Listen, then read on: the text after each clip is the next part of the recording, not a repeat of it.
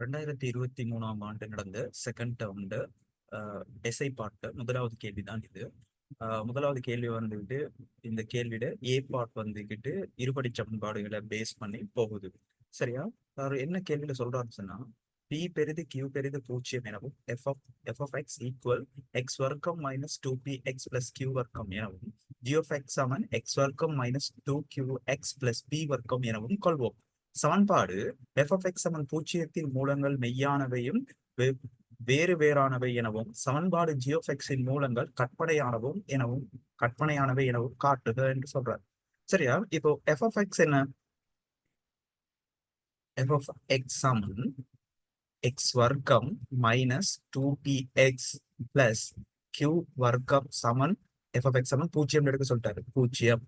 அப்போ நம்மளுக்கு தெரியும் ஒரு சமன்பாட்டு மூலங்கள் எப்படிப்பட்டவ, அதாவது அந்த மூலங்கள் மெய்யானவையா கற்பனையானவையா அல்லது பொருந்தும் மூலங்களா அப்படின்னு சொல்லி பாக்குறது நம்ம ஆராய வேண்டியது தன்மை காட்டி டெல்டாவை ஆராயணும். டெல்டாங்கிறது யாரு? பி வர்க்கம் மைனஸ் 4ac. அப்போ நான் எஃப் ஆஃப் எக்ஸ் இங்க ஜி ஆஃப் எக்ஸ் ரெண்டும் சம்பந்தப்படுறதால எஃப் ஆஃப் எக்ஸ் தன்மை காட்டிய நான் டெல்டா ஒன் என்று சொல்றேன். டெல்டா ஒன் சமன் பி வர்க்கம் மைனஸ் 4ac. இங்க பி வர்க்கம் பீட இடத்துல யார் இருக்கிறாரு? Minus two B. அப்ப மைனஸ் டூ பி முழுவதின் வர்க்கம் 4p வர்க்கம் மைனஸ் 4ac 4 இன்டூ ஏட இடத்துல ஒன்று இருக்கிறாரு, ஒன்று சீட இடத்துல கியூ வர்க்கம் இருக்கிறாரு. அப்போ இது 4p வர்க்கம், 4 வெளியால் எடுக்கணும், 4p வர்க்கம் மைனஸ் கியூ வர்க்கம் இருக்கிறாரு.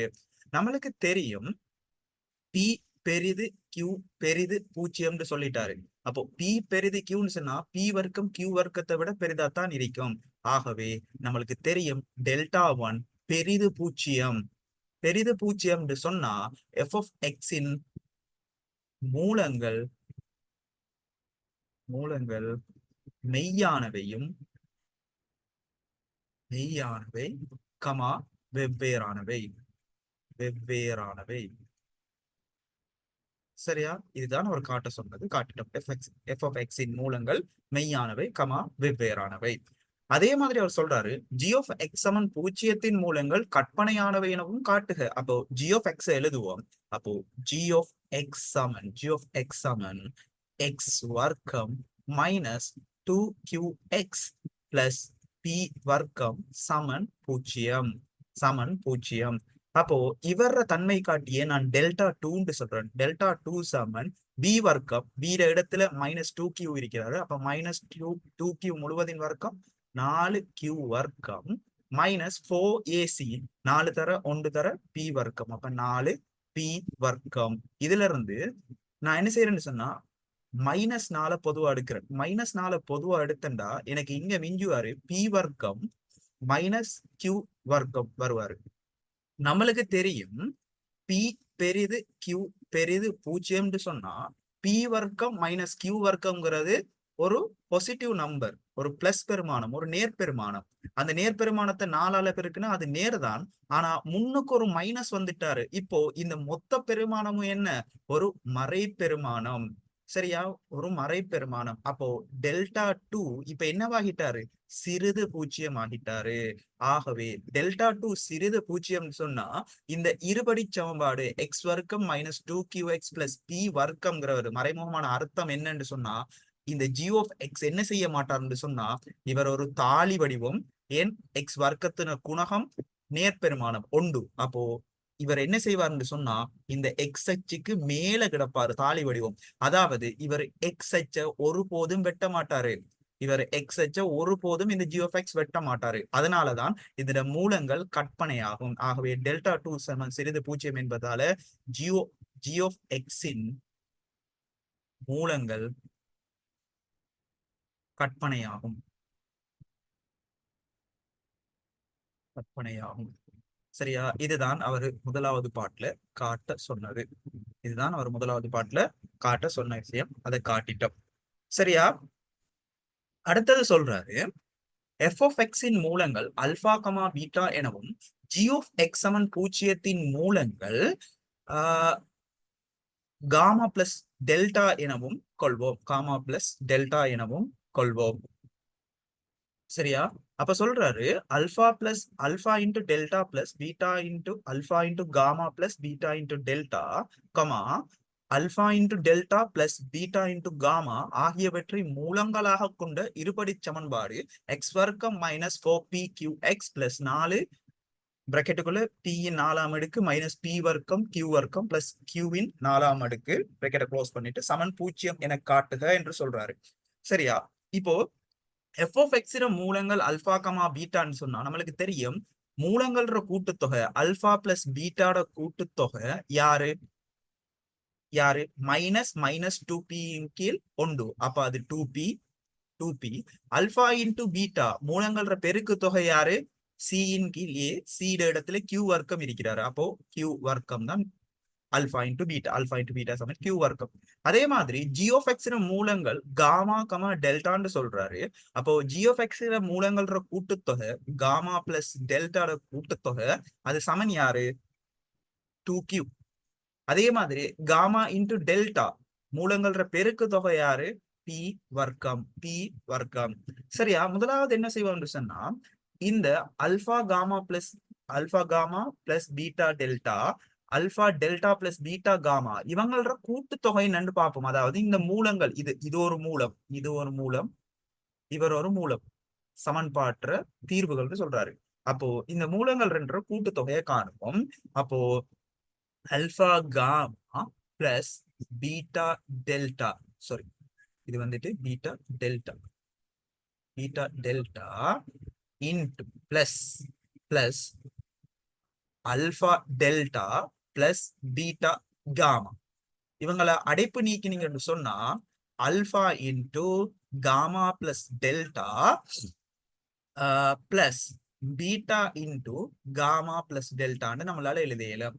திரும்ப காமா பிளஸ் டெல்டாவை ரெண்டு பக்கமும் பொதுவா இதுல இருந்து பொதுவா எடுத்தீங்கன்னு சொன்னா alpha plus beta into gamma plus delta. சரியா? நம்மளுக்கு தெரியும் அல்பா பிளஸ் பீட்டா யாரு 2p into gamma plus delta யாரு 2q. அப்போ நம்மளுக்கு தேவை 4pq. இது யாரு மூலங்களின் கூட்டுத்தொகை 4pq கண்டுபிடிச்சிட்டோம். சரியா? நம்மளுக்கு தேவை அடுத்தது என்ன மூலங்கள்ற பெருக்கு தொகையை கண்டுபிடிக்கணும். சரியா? மூலங்கள்ற பெருக்கு தொகையை கண்டுபிடிக்கணும். அப்போ அந்த பெருக்கு தொகையை கண்டுபிடிப்போம். பெருக்கு தொகையை கண்டுபிடிக்கணும்னு சொன்னா இவரால பெருக்கணும் அவரால பெருக்கணும். சரியா? அப்படி பெருக்குனீங்கன்னு சொன்னா alpha gamma plus beta delta இவரை பெருக்கணும் யாரால அல்பா டெல்டா பிளஸ் பீட்டா காமாவால பெருக்கணும். பெருக்குனீங்கன்னு சொன்னா அல்பா வர்க்கம் gamma delta plus alpha beta gamma plus alpha beta delta வர்க்கம் பிளஸ் பீட்டா வர்க்கம் காமா டெல்டா. சரியா?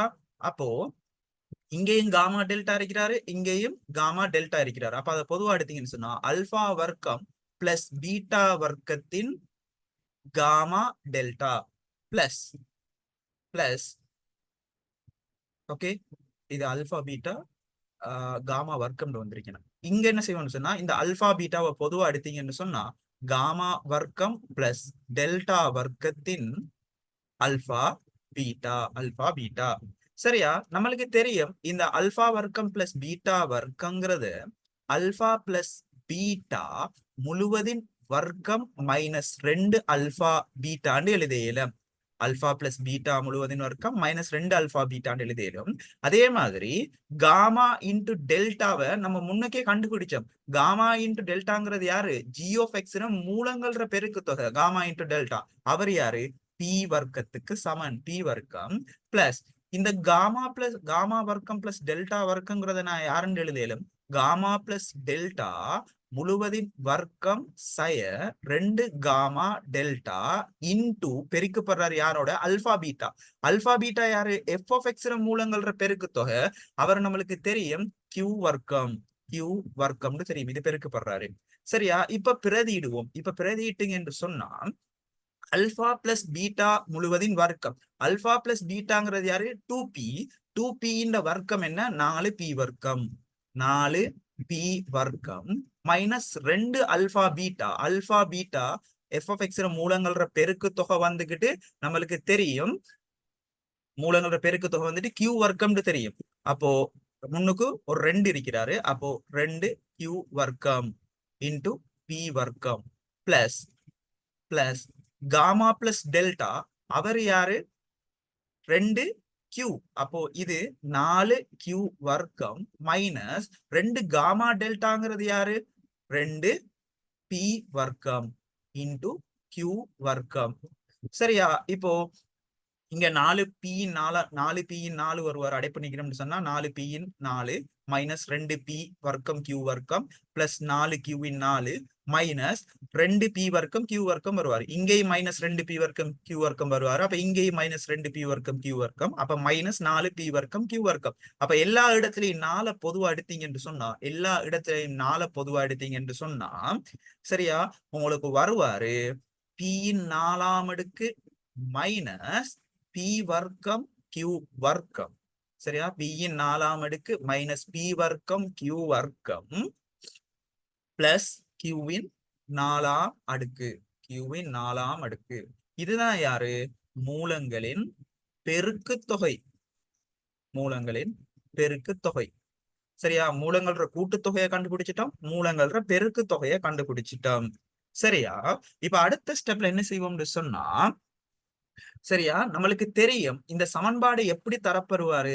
எக்ஸ் வர்க்கம் மைனஸ் மூலங்கள கூட்டுத்தொகை இன்டு எக்ஸ் பிளஸ் மூலங்களின் பெருக்குத்தொகை. அவர் சமன் யாரு? 0. நம்ம கண்டுபிடிச்சோம் எக்ஸ் வர்க்கம் மைனஸ் மூலங்கள கூட்டுத்தொகை யாருன்னு கண்டுபிடிச்சோம்? 4pq கண்டுபிடிச்சோம். 4pq இன்டு எக்ஸ் பிளஸ் இப்ப கொஞ்ச நேரத்துக்கு முதல் தான் மூலங்கள பெருக்கு தொகையை கண்டுபிடிச்சோம். 4 பொதுவா எடுத்திருந்தோம் இன்டு பிராக்கெட்டுக்குள்ள பியின் 4ஆம் அடுக்கு மைனஸ் பி வர்க்கம் கியூ வர்க்கம் பிளஸ் கியூவின் 4ஆம் அடுக்கு. அவர் சமன் தான் யாரு? 0. அப்போ alpha gamma plus beta delta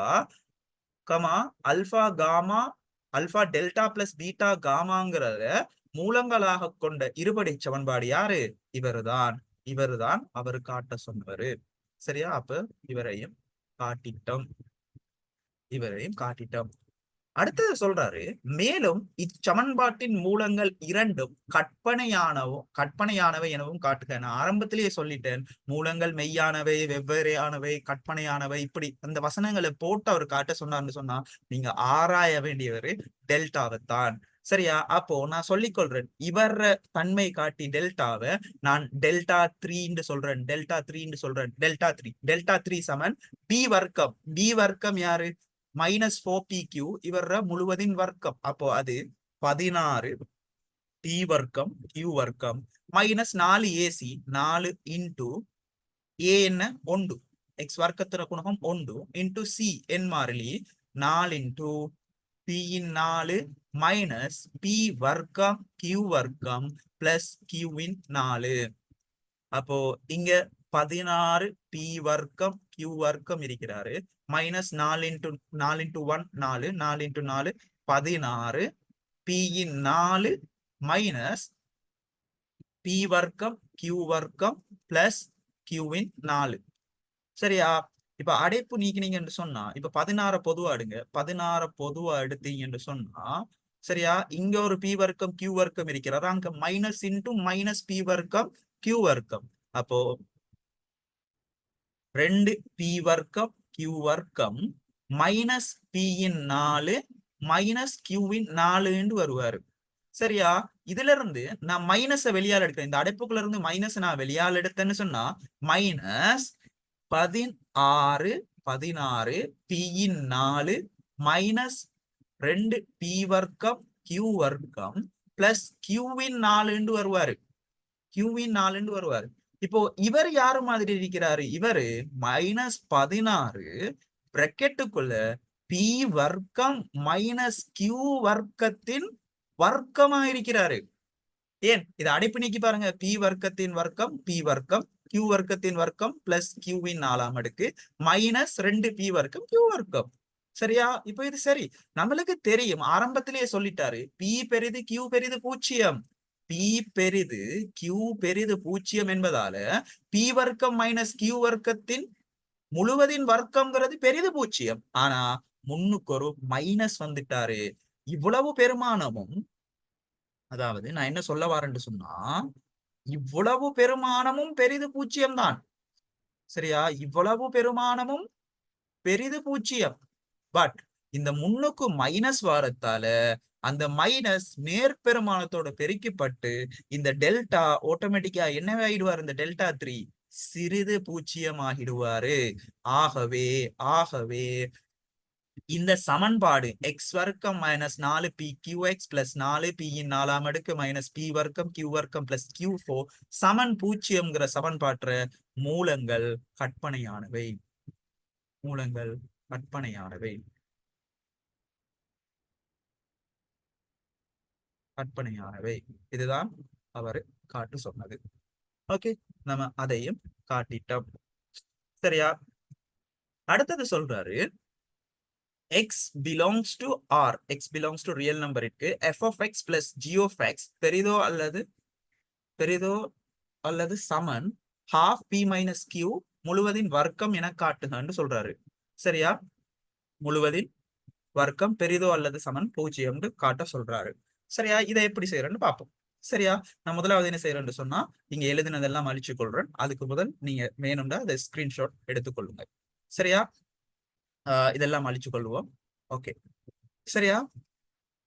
அடுத்து அவர் என்ன சொல்றாரு, f of x plus g of x. அப்போ f of x plus g of x இது சமன் யாரு? இவரையும் கூட்டி விடுங்க. கூட்டி விட்டீங்கன்னு சொன்னா 2x வர்க்கம் minus 2p plus q x plus p வர்க்கம் பிளஸ் q வர்க்கம் பிளஸ் q வர்க்கம் டுவாரா. சரியா? இப்போ இப்படி கண்டுபிடிச்சாச்சு. சரியா? இப்ப என்ன செய்வோம்னு சொன்னா, இவரை நம்ம ஒரு இருபடி சமன்பாடா கருதலாம். சரியா? இந்த இருபடி சமன்பாட நம்ம இப்ப இவர மூலங்களை ஆராய போறோம். சாரி, மூலங்களை ஆராயல, இவரு எக்ஸ் அச்சுக்கு மேல எப்படி இருப்பாருன்னு சொல்லி பார்க்க போறோம். சரியா? நம்மளுக்கு தெரியும், இப்போ ஏ எக்ஸ் வர்க்கம் plus B X plus C சமன் 0 சொல்லி ஒரு சமன்பாடு இருக்காருன்னு வைப்போம். ஏ எக்ஸ் வர்க்கம் plus B X plus C சமன் 0 சொல்லி ஒரு சமன்பாடு இருந்தாருன்னு சொன்னா, இவர வடிவத்தை ஆராயிறது எப்படி? நம்மளுக்கு தெரியும், இவரு ஏ பெரிது 0 இருக்கிறாரு. ஏ பெரிது 0 இருந்தாருன்னு சொன்னா இவர வடிவம் எப்படி வரும்? ஒரு தாளி வடிவம் வரும். சரியா? இந்த இருபடி சமன்பாடு ஒரு தாளி வடிவத்துல வருவாரு.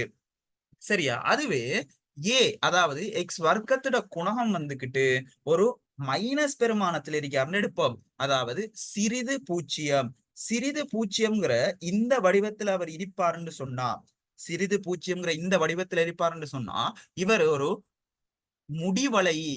சரியா? முடிவலைன்னு சொல்லுவோம். இத முடின்னு சொல்லுவோம். ஏ பெரிது 0 சொன்னா அவரை தாலின்னு சொல்லுவோம்.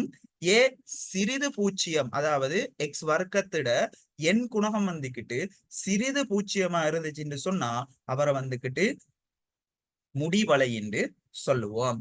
சோ இந்த ஐடியாவை யூஸ் பண்ணி இப்ப இவரை ஆராய்ஞ்சோம்னு சொன்னா எனக்கு ஷுவரா தெரியும், இந்த ஏங்கிறது இப்ப 2, இங்க ஏ சமன் 2 இருக்கிறாரு. இந்த கேள்வியில ஏ சமன் 2 இருக்கிறார். அதாவது F of X plus G of X கூட்டி நான் அந்த இருபடி பல்லுறுப்பி எடுத்தேன்னு சொன்னா அது 2x வர்க்கம்னு ஆரம்பிக்கிறாரு. 2x வர்க்கம்னு சொல்லி ஆரம்பிச்சாருன்னு சொன்னா அந்த எக்ஸ் வர்க்கத்தோட குணகம் ஏ சமன் என்ன எனக்கு இப்ப அது வந்துகிட்டு 2 சொல்லி வாராரு. அப்போ அது 2 சொல்லி வந்தா இவரை நான் சமன் 0 சொல்லி தேவைப்பட்டா, இங்க சமன் 0 எங்கேயுமே சொல்லல, இது ஒரு இருபடி சமன்பாடா யோசிச்சீங்கன்னு சொன்னா இது இப்படிப்பட்ட ஒரு தாலி வளையா வருவாரு. சரியா? தாலி வளையா வருவாரு. அப்ப அவர் காட்ட சொல்றாரு, இது பெரிதோ அல்லது சமன் half p minus q முழுவதின் வர்க்கம். அதாவது இந்த இழிவு புள்ளி, அதாவது இந்த f of x plus gx இழிவு பெருமானம் half p minus q முழுவதின் வர்க்கம் காட்டுனா நம்மட கேள்விக்குரிய விட வந்துடும். சரியா? நம்ம O லெவல்ல இருந்தே படிச்சிட்டோம். இப்படிப்பட்ட ஒரு இருபடி சமன்பாடு வந்தா, சரியா? இப்படிப்பட்ட ஒரு இருபடி பல்லுறுப்பி வந்துச்சுன்னு சொன்னா, இவர இழிவு பெருமானத்தை காண்றதுக்கு நம்ம என்ன வேலை செய்வோம்? இவர ஒரு நிறைவர்க்கமாக்கம் செய்வோம். ஒரு நிறைவர்க்கமாக்கம் செய்வோம். சோ அந்த நிறைவர்க்கமாக்கலை எப்படி செய்யறதுன்னு பார்ப்போம். சரியா? என்ன செய்யணும்? அப்போ 2x வர்க்கம் minus 2 p plus q into X plus p வர்க்கம் பிளஸ் q வர்க்கம் இருக்கிறாரு. சரியா? இப்ப நம்ம இவரை நிறைவர்க்கமாக்கணும்னு சொன்னா, முதலாவது நான் இந்த 2 வெளியால தூக்குறேன். 2 வெளியால தூக்கிட்டேன்னு சொன்னா, சரியா? 2 வெளியால தூக்கிட்டேன்னு சொன்னா, இங்க மிஞ்ச போற ஒரு எக்ஸ் வர்க்கம் minus p plus q into X. இவரெல்லாம் எந்த மாற்றமும் செய்யல. பிளஸ் அங்க p வர்க்கம் பிளஸ் q வர்க்கம் அப்படியே இருக்கிறாரு. p வர்க்கம் பிளஸ் q வர்க்கம் அப்படியே இருக்கிறாரு. இப்போ இவரை நிறைவர்க்கமாக்கும் போது என்ன செய்வோம்? x மைனஸ் எக்ஸிட குணகம், அதாவது எக்ஸின் ஓராம் அடிட குணகத்தை 2ஆல பிரிக்கணும். p பிளஸ் q இன் கீழ் 2 அவருக்கு வர்க்கம் எடுப்போம். x minus p plus q முழுவதும் கீழ் 2 அவரோட வர்க்கம் பிளஸ் பிளஸ் இங்கால இருக்கிற p வர்க்கம் பிளஸ் q வர்க்கத்தை மறந்துடக்கூடாது. மைனஸ் ஏன்னு சொன்னா, ஏன்னா ஒரு மைனஸ் போடுறேன்னு சொன்னா, இப்போ இவரை விரிச்செழுதுனீங்கன்னு சொன்னா எக்ஸ் வர்க்கம் மைனஸ் 2p பிளஸ் q இன் கீழ் 2 இன்டூ எக்ஸ். அப்ப அந்த ரெண்டும் cancel. Minus p plus q X இங்க இருந்தவரே வந்துருவாரு, இவரும் வந்துட்டாரு. பிளஸ் அடிஷனலா உங்களுக்கு யாரு வராரு? p பிளஸ் q முழுவதின் வர்க்கத்தின் கீழ் 4ங்கிறது வருவாரு. p பிளஸ் q முழுவதின் வர்க்கத்தின் கீழ் 4ங்கிறது வருவாரு. அந்த 4ஐயும் இந்த 2ஐயும் சுருக்கினீங்கன்னு சொன்னா 2 மிச்சப்படுவாரு. அப்ப உங்களுக்கு எடிஷனலா p பிளஸ் q முழுவதின் வர்க்கத்தின் கீழ் 2ங்கிற ஒரு ஆளை நீங்க அறிமுகப்படுத்தி இருக்கிறீங்கன்னு சொன்னா, அந்த p பிளஸ் q முழுவதின் வர்க்கத்தின் கீழ் 2ங்கிற ஆளை இங்க இருந்து கழிக்கணும். அப்ப கழிச்சிங்கன்னு சொன்னா ஃபைனலா உங்களுக்கு 2 into X minus p plus q அதன் கீழ் 2 முழுவதின் வர்க்கம் பிளஸ் இங்க யார் இருக்கிறாரு? இங்க ஃபார்மசி கொடுத்தீங்கன்னா 2p வர்க்கம் பிளஸ் 2q வர்க்கம் மைனஸ் p வர்க்கம் மைனஸ் q வர்க்கம் மைனஸ் 2pq வருவாரு. அப்போ மேலுக்கு என்ன வரப்போறாரு? p வர்க்கம் பிளஸ் q வர்க்கம் மைனஸ் 2pq இன் கீழ் 2ங்கிறவர் வாராரு. அப்போ இது சமன் 2 into x minus p plus q இன் கீழ் 2 முழுவதின் வர்க்கம் பிளஸ் இந்த p வர்க்கம் பிளஸ் q வர்க்கம் மைனஸ் 2pq இன் கீழ் 2ங்கிறவரை நான் யாருன்னு எழுத இயலும்? half into p minus q முழுவதின் வர்க்கம் சொல்லி எழுத இயலும். சரியா? அப்போ நம்மளுக்கு தெரியும் x சமன் p பிளஸ் q இங்கில் 2ங்கிற இந்த புள்ளியில இந்த இடத்துல x யாரா இருப்பாருன்னு சொன்னா x சமன் p பிளஸ் q இங்கில் 2 இருப்பாரு. அந்த டைம்ல இதுல இந்த இழிவு பெருமானம் half into p minus q முழுவதின் வர்க்கம். அப்போ இதுதான் இழிவுன்னு சொன்னா அந்த வலையில இருக்கிற மத்த எல்லா புள்ளிகளும் என்னவா இருக்கும்? இந்த half into p minus q முழுவதின் வர்க்கத்தை விட பெரிது பூஜ்ஜியமா தான் இருக்கும். சரியா? பெரிது பூஜ்ஜியமா இருக்கும். பெரிது பூஜ்ஜியம் அல்ல. half into p minus q முழுவதின் வர்க்கத்தை விட பெரிதாத்தான் இருக்கும். அப்போ இதுல இருந்து நம்ம சொல்லிக்கொள்ள இயலும் f of x plus g of x எப்போதுமே பெரிதோ அல்லது சமன் half into p minus q முழுவதின் வர்க்கம் சொல்லிக்கொள்ள இயலும். முழுவதின் வர்க்கம் p மைனஸ் q முழுவதின் வர்க்கம் பெரிதோ அல்லது சமன் f of x plus g of x. Okay, இதுல இருந்து நான் உங்களுக்கு தெளிவா விளங்கியிருக்குன்னு நினைக்கிறேன். எப்படி இந்த ஏற்படிச்சவங்கள யோசிச்சேன், தாலி வடிவமா யோசிக்கிறேன். அதாவது இந்த ஐடியா உங்களுக்கு இருக்கணும். அவங்க வந்துகிட்டு நீங்க தாலியா யோசிக்கிறீங்களா, முடியா யோசிக்கிறீங்களா, இதெல்லாம் யோசிக்க மாட்டாங்க. இந்த புள்ள இந்த கிராஃப் எல்லாம் இப்படி எழுதி இருக்குதா, யோசிச்சிருக்குதா அப்படிலாம் அதை பார்க்க மாட்டாங்க. அவங்களுக்கு உங்களோட கோர் கான்செப்ட் விளங்கி இருக்குதா, கோர் கான்செப்ட் உங்களுக்கு விளங்கி இந்த கேள்வியை உங்களால எப்படி அணுக முடியுதுன்னு சொல்லி மட்டும்தான் ஆராய்வாங்க. சோ உங்களோட பேசிக்ஸை வந்துகிட்டு எப்போதுமே கிளியரா வச்சுக்கோங்க. ஒரு விஷயம் விளங்கலாட்டி உடனே உங்களுக்கு யாரு படிப்பிக்கிறாங்களோ, இப்ப ஒரு நேரடியா ஒரு கிளாஸ்க்கு போறீங்கன்னா, அந்த சார நிப்பாட்டி சந்தேகம் வந்தா உடனே கேளுங்க. அதே சந்தேகத்தோட போயிடாதீங்க. வீட்டுக்கு போயிடாதீங்க. அதே சந்தேகத்தோட நீங்க வீட்டுக்கு போனீங்கன்னு சொன்னா, அந்த சின்ன ஒரு சந்தேகம் உங்களுக்கு பெருசாகி, பெருசாகி, பெருசாகி சின்ன ஒரு கான்செப்ட் உங்களுக்கு விளங்கப்படுத்தினாலும் அது விளங்காமலே போயிடும். சோ நீங்க இப்பதான் ஸ்டார்ட் பண்றீங்க. இப்பதான் மேத்ஸ் கம்பைன் மேத்ஸ், ஏ லெவல் கம்பைன் மேத்ஸ் படிக்க ஸ்டார்ட் பண்றீங்கன்னு சொன்னா, உங்களுக்கு டவுட் வார டைம்லயே அத கிளியர் பண்ணிக்கொள்ள பாருங்க.